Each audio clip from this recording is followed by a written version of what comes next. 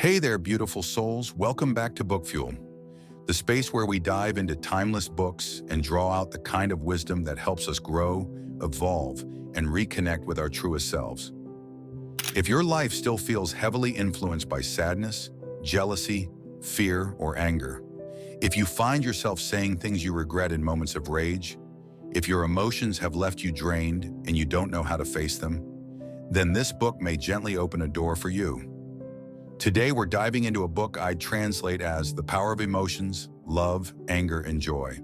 It's a quiet but powerful invitation to reflect on the 7 core emotions that have accompanied us from the moment we were born. Emotions that often feel like storms, yet are also the very energy that gives life its color, depth, and meaning. Emotions, the book tells us, are not enemies to be conquered, but rivers of energy that run through us. And if we learn how to live in harmony with them, not resisting, not avoiding, we can begin to shape a life that is more authentic, more grounded, and ultimately more free. When you understand your own emotions, you become more fluent in interpreting them, more compassionate toward others, and more able to protect your emotional space without building walls. From there, emotions transform, from inner chaos to inner strength. This deeply thoughtful book is written by François Lelord, a renowned psychiatrist in both France and the US. Widely known for his best-selling self-healing novel, Hector and the Search for Happiness. He's joined by co-author Christophe André, another respected voice in French psychiatry. Together, they offer a warm, insightful guide to the emotional terrain we all must walk through. Not to escape it, but to better navigate it, and perhaps even find grace within it. To remain calm amidst all turbulence, isn't that something we all long for? The author invites us to imagine a pill called Samar, a miraculous medicine that helps you stay serene in every situation. No matter what life throws at you, your outward demeanor remains composed, and inside your heart is still like the surface of a quiet lake. You become unshaken by worldly emotions. Isn't that exactly what we strive for when we speak of cultivating inner peace and emotional clarity? But before you reach for this magical pill, the author gently cautions, be mindful of the side effects. First, when emotions no longer touch you, life itself begins to feel distant and dull. Second, without the sting of pain or the thrill of feeling, you may become desensitized, and that can lead to choices that endanger both yourself and others. Third, your memory may weaken and your judgment may become clouded. Fourth, without emotional resonance, you may find it harder to connect with people on a meaningful level. Still tempted? This is the paradox of emotion. Yes, it hurts, but it also brings richness and depth to our experience. It binds us to others, it moves us to act, to love, to express. Emotion is not just a storm we must weather. It is the very wind that fills our sails. It is, in many ways, the most primal energy we carry. To truly live, we must understand emotion. And to understand it, we must first look at its structure. According to the book, every emotional experience is made up of 3 key components: physiological, cognitive, and behavioral. Emotion begins as movement, a flow of energy that shifts us from stillness to agitation. It changes the body. Heart rate rises, breath quickens, blood pressure increases. Then it begins to shape thought. Anger narrows your focus to the source of your fury. Sadness traps you in loops of self-doubt. Finally, emotion moves us to act, to lash out, to withdraw, to cry, to protect, or to connect. Now let's explore each of these emotions, one by one, with care, with presence, and with the intention to transform not just how we feel, but how we live. Let's begin with the first emotion, the one so many of us wrestle with every day: anger. You've seen it before. People who erupt when they're angry, slamming doors, throwing things, snapping at others. But on the other end of the spectrum, there are those who say nothing. They hold it all in. They suppress their fury, swallowing it quietly. But here's the truth. Whether you explode or suppress, both are unhealthy. The real path forward is to face your anger, understand it, and work through it. Not avoid it, not fear it. So start with a simple question. Why am I angry? According to the book, there are 4 main reasons we get angry. First, we get angry when something happens that we didn't want. Second, we feel anger when someone deliberately wrongs or disrespects us. Third, we get angry when something challenges our core values. And finally, when this one's key, we get angry when we feel in control of the situation and we permit ourselves to be angry. Sounds strange. Think about it. If you're walking in the woods and suddenly a tiger appears, do you feel angry? Of course not. You feel fear because you have no control. But if someone you know upsets you and deep down you believe you can control the situation or the person, that's when anger shows up. Sometimes we lash out because we think the person won't leave us. We assume they'll forgive us, no matter how hurtful we are. But here's a hard truth. No one is obligated to stay. Not your partner, not your closest friend, not even your most loyal employee. The ones who let you be angry are either deeply loving or deeply afraid of you. And when fear enters a relationship, sincerity walks out the door. Is that the kind of connection you want to build your life on? So how do we manage our anger in a healthy way? The author outlines 8 tools for transforming anger into awareness and growth. Talk to yourself. Question your inner beliefs. Like, people must do things the way I expect. Is that really fair or realistic? Understand the trigger, then reduce exposure. If someone at work is constantly bothering you, don't just focus on their flaws. Ask, what can I change in the situation or in myself? Step into their shoes. According to Buddhist philosophy, all anger stems from an inflated ego. When I becomes too important, everything becomes offensive. Don't attack the person. Critique the behavior. Instead of saying, you never do anything right, try, this didn't go the way we hoped. Pause before reacting. Don't send that angry text. Don't post your frustration online. Don't agree to anything just because you're in a good mood either. Give the other person a voice. Maybe, just maybe, they didn't mean to upset you. Maybe what they did wasn't as serious as it seemed. Walk away. If you feel yourself boiling over, leave. For example, if you're about to yell at your child, say, "Mom needs a few minutes to calm down," and go into another room. That's strength, not weakness. Let it go. Let go of control. Let go of your need to win every emotional battle. When you can accept what is, anger naturally begins to soften. But here's something we don't talk about enough. Some people struggle not with too much anger, but too little. They've buried it so deep they can't feel it anymore. Maybe you were taught, good people don't get angry. Maybe you learned to suppress it because expressing it made others uncomfortable. But when you block anger too much, it backfires, often as anxiety, depression, even physical illness. So instead of telling yourself, I can only be angry if I'm 100% right, say, it's okay to feel angry, even if I'm not perfect. Don't be so harsh with yourself. Instead of thinking, I must be friendly all the time so everyone will like me, try this. I hope people accept me, but I don't need to please everyone to be worthy. The next emotion we're going to explore is envy. Now here's the thing. Envy rarely has a clear expression. You can't usually tell just by looking at someone's face that they're feeling it. Because envy is an inner performance, a private drama playing out in silence. Imagine this. You visit a friend from college, someone you knew well. You were better in school, perhaps even more hardworking back then. And yet today they live in a beautiful home, have a loving family, a sense of ease. Outwardly you smile, calm as a quiet lake. But inside, there's a stir, a subtle ache, a voice that wonders, why not me? Many people confuse envy with jealousy, but they are different. Psychologists define envy as the feeling you get when someone else has something wonderful. Happiness, success, a life you secretly wish you had. Jealousy, on the other hand, is the fear of losing something you already have to someone else. We'll talk more about jealousy later. This book divides envy into 3 forms. Depressive envy, where you see someone's success and quietly think, good things like that will never happen to me. This leads to withdrawal, insecurity, and a quiet sense of despair. Hostile envy, where your inner voice sneers, "How did someone like them pull that off?" And you begin to downplay, criticize, or sabotage others to feel better about yourself. Admiring envy, where you think, "Wow, they're truly good at what they do. I need to work harder." This form of envy is actually healthy. It motivates growth and self-improvement.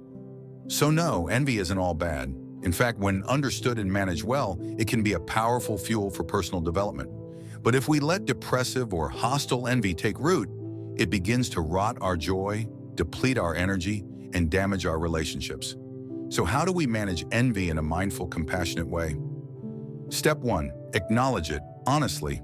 Say to yourself, or even out loud, "That house he bought? That's the home I've dreamed of. I'm honestly a little envious." Naming it loosens its grip. And surprisingly, it often brings closeness. The other person might even feel appreciated, not resented. Step 2, express it positively. Celebrate with sincerity. Say, "That must have taken a lot of hard work. I'm genuinely happy for you." Gratitude and envy can coexist if we let humility lead the way. Step 3, check in with your inner voice. Are you feeling inferior? Are you comparing too much? Do you feel like you're falling behind or trying too hard to prove your worth? Recognize these thoughts and give them space, but don't let them define you. Alternatively, maybe you need to check the opposite. Are you holding on to an inflated sense of superiority? Do you believe you should always be better than others and feel crushed when you're not? If so, go to step 4. Step 4, shrink the illusion of superiority. Sometimes the person you envy isn't actually better. Your ego just made them larger than life. Your envy inflated the image. But in truth, we all carry our own burdens and imperfections. The author makes a profound point. There's really only one kind of person worth envying: those who can create happiness from within. Picture this: a man repairing bicycles on the sidewalk. He smiles warmly, fully present in his work, feeling useful, content, quietly joyful. That, right there, is someone to admire. Not because of status or wealth, but because he knows how to be. So let envy be your teacher, not your master. Let it nudge you toward a better version of yourself, not into a race with others. Healthy competition isn't with the world, it's with who you were yesterday. There's a smile, a very special kind of smile, called the Duchenne smile, named after the French neurologist Guillaume Duchenne. It's the smile of genuine happiness, one where the muscles around your eyes crinkle naturally, not like the polite smiles we put on for the camera. No, this one comes from the soul. Ask yourself, how many times a day do you actually smile like that?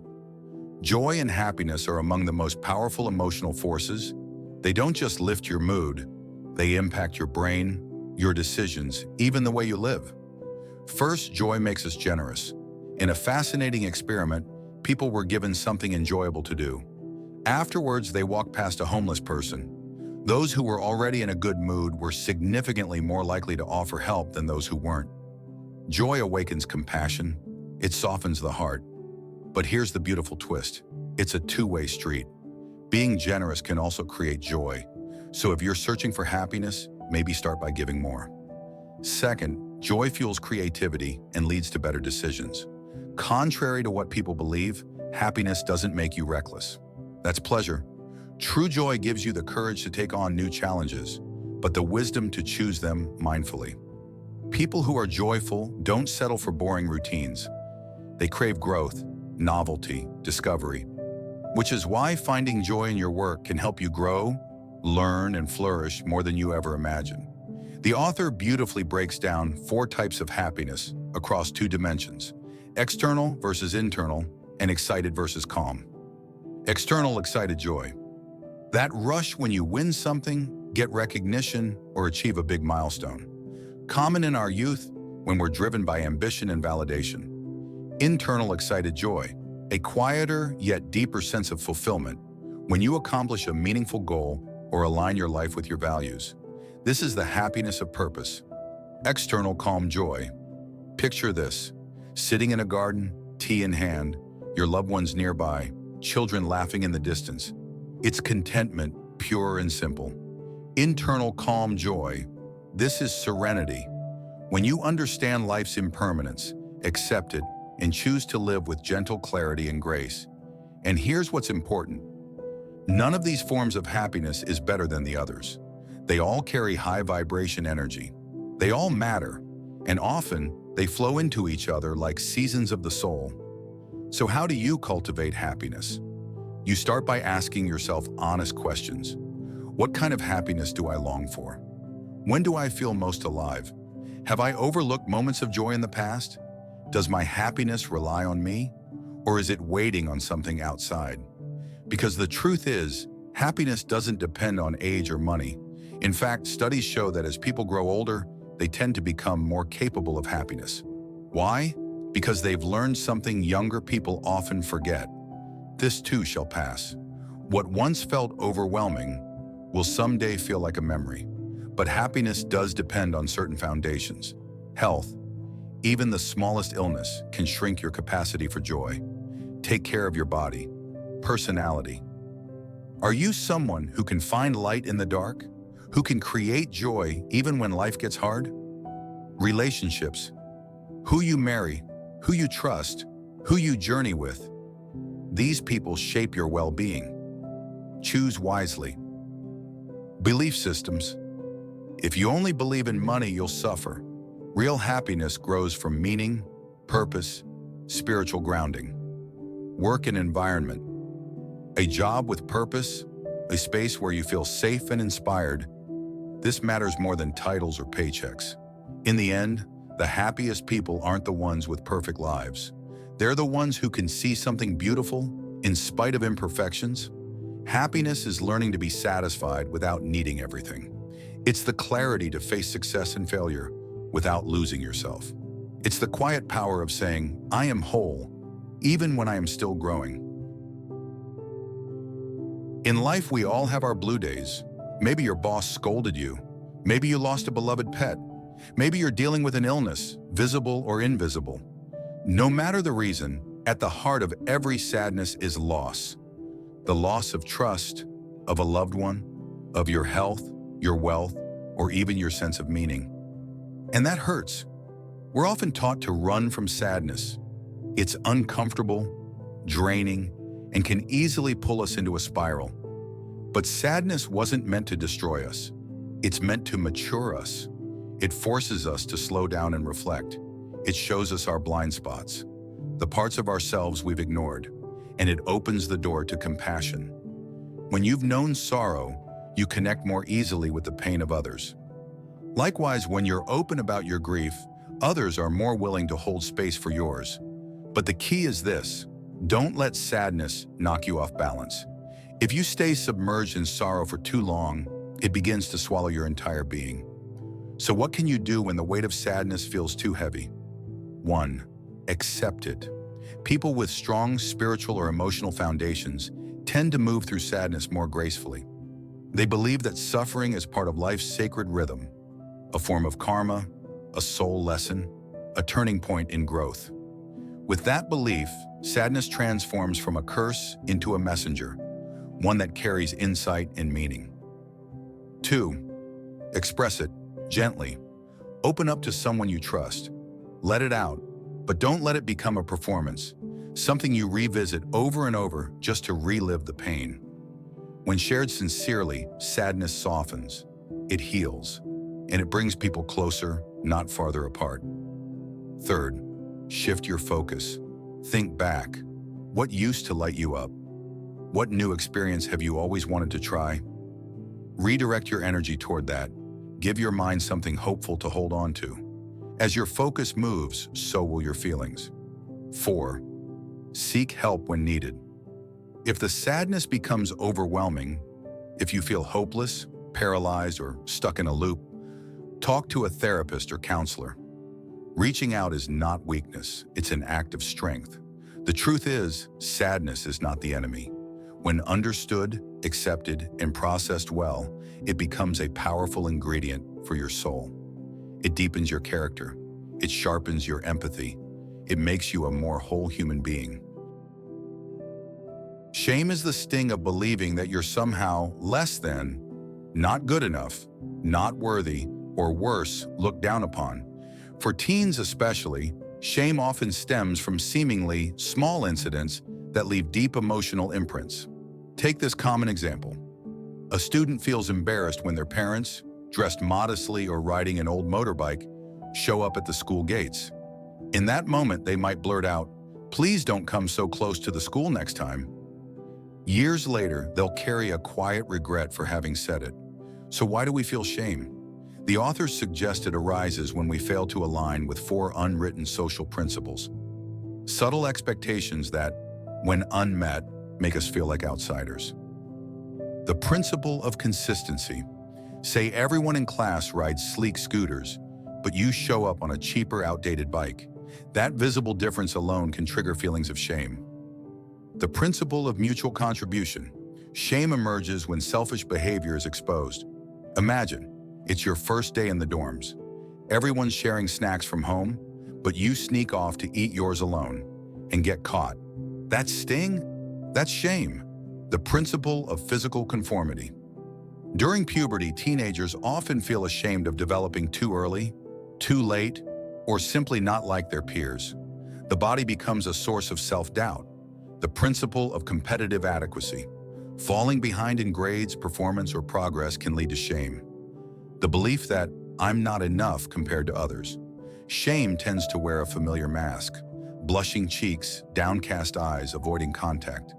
And while it's painful, it's not entirely negative. Shame, when expressed honestly, can evoke compassion. For example, if you accidentally drop your groceries in public and apologize sincerely while picking them up, people will likely help. But if you act indifferent, others might react harshly. That said, excessive shame is harmful. Teens who constantly shrink themselves, avoid eye contact, or hesitate to express who they really are often feel isolated or misunderstood. Some may not even start out feeling inferior, but after a traumatic experience, they slowly begin to internalize shame. One devastating example is survivors of sexual abuse. Even though society and law recognize them as victims, many still carry deep-rooted beliefs that they are damaged or unworthy. This inner shame silences them, keeping them in the shadows, ashamed to speak, ashamed to be seen. So how can we manage shame and keep it from turning into a toxic force? First, speak it. Say it out loud. Let it breathe. As French author Annie Ernaux once said, "The worst thing about shame is thinking you're the only one who feels it. The truth is, everyone knows shame. Everyone has moments they'd rather keep hidden." Second, transform shame into embarrassment. Shame is heavy, but embarrassment is lighter and can often dissolve with a smile. Learn to laugh at yourself gently. When you can turn a moment of shame into something endearing, it loses its grip on you. Third, step away from people who weaponize your shame. Some people habitually mock, expose, or humiliate others, not because they're evil, but often because they're projecting their own pain. Keep your distance. Protect your emotional space. Fourth, re-examine your inner beliefs. Are you demanding perfection from yourself? Are you chasing impossible standards? If so, remember this. Inferiority doesn't have to define you. It can empower you. You can transform it into strength. For a deeper dive into this process, I recommend What is the Meaning of Life? By Alfred Adler.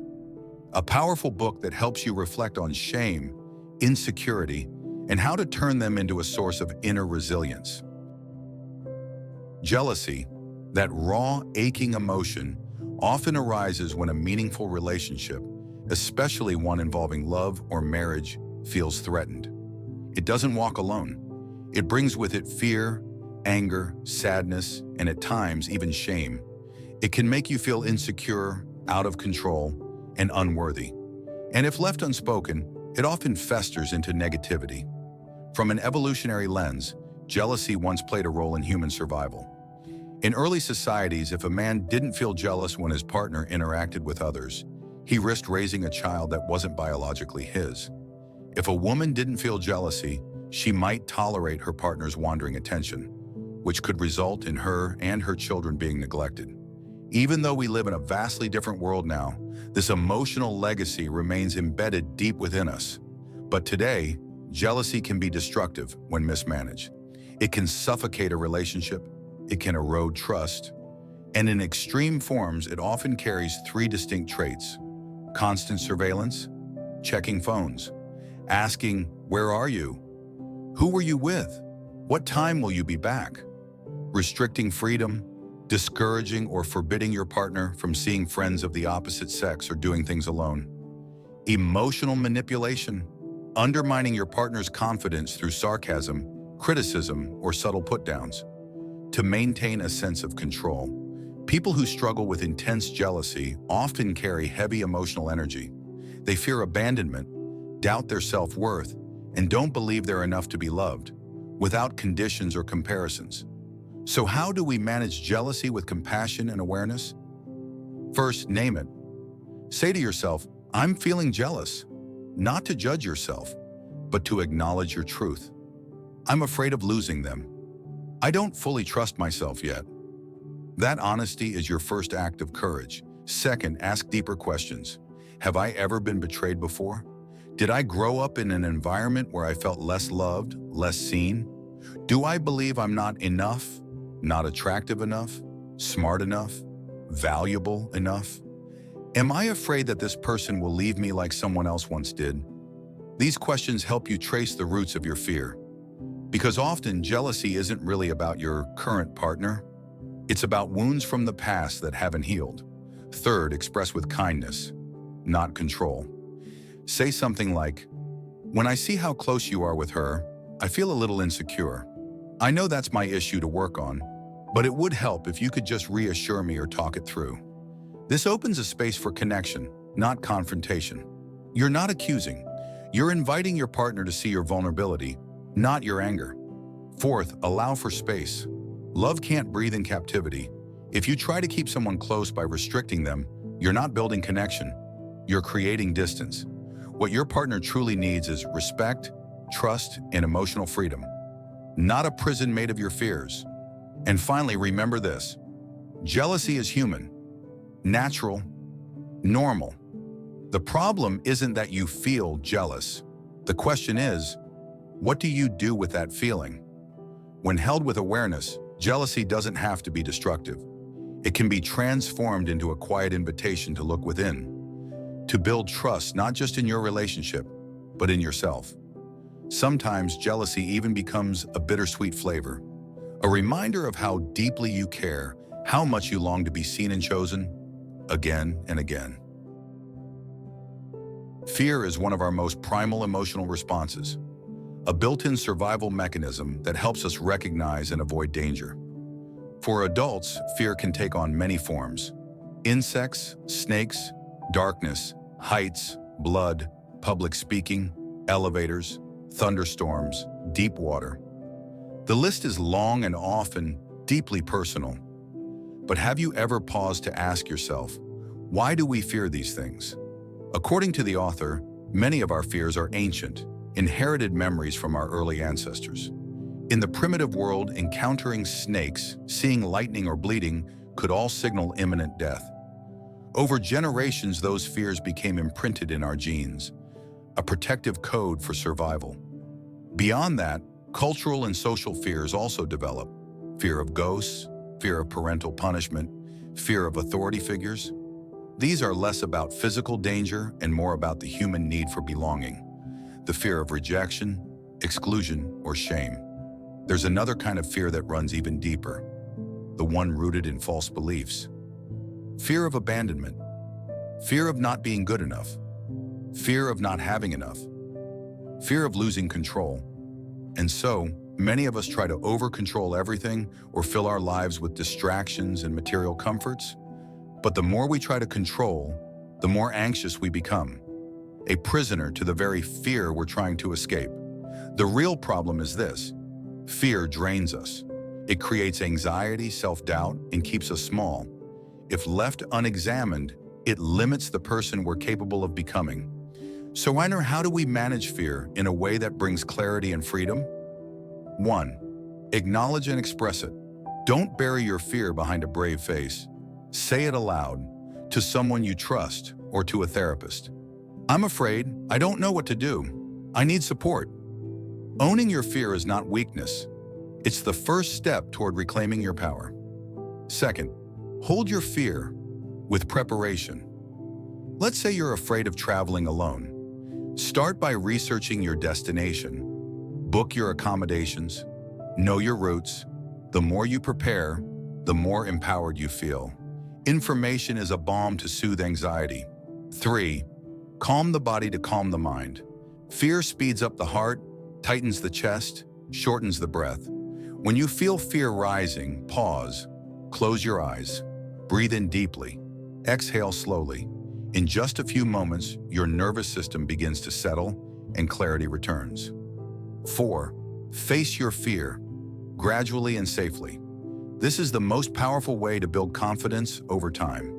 If you're afraid of public speaking, start with a small group. If cats scare you, watch them from a distance, then get closer when you're ready. Every small success rewires your brain, slowly but surely. And most of all, remember, fear is not your enemy. It's not something to erase or eliminate. It's a signal, a message from deep within you. Your job is to listen, learn, and walk forward, not in the absence of fear, but alongside it. So now we've explored the 7 core emotions that shape our lives: anger, envy, joy, sadness, shame, jealousy, and fear. Each emotion, no matter how painful or uncomfortable, carries a deeper root, a disappointment with life, a restlessness about the present, a worry for the future, a lingering sense of isolation, a wound that still hasn't healed. But once you're able to turn inward and gently say, "I see you," these emotions lose their power to dominate you. You don't have to suppress them. You don't have to judge them. All you need is to give them space to move, to rise and fall in the right way, at the right time. Feel them, express them, process them. That's the path to a grounded life, one where you can fully accept your imperfect self and realize that imperfection isn't something to fix. It's the most human, beautiful thing about you. I hope both you and I can learn to embrace every shade of emotion, love ourselves in full, and walk forward with tenderness and courage. Thank you for listening. If this video spoke to you, feel free to share it with someone who needs it today. And don't forget to hit the like button, subscribe, and turn on notifications so you don't miss our weekly reflections here at Bookfuel. Until next time, stay kind, stay curious, and stay whole.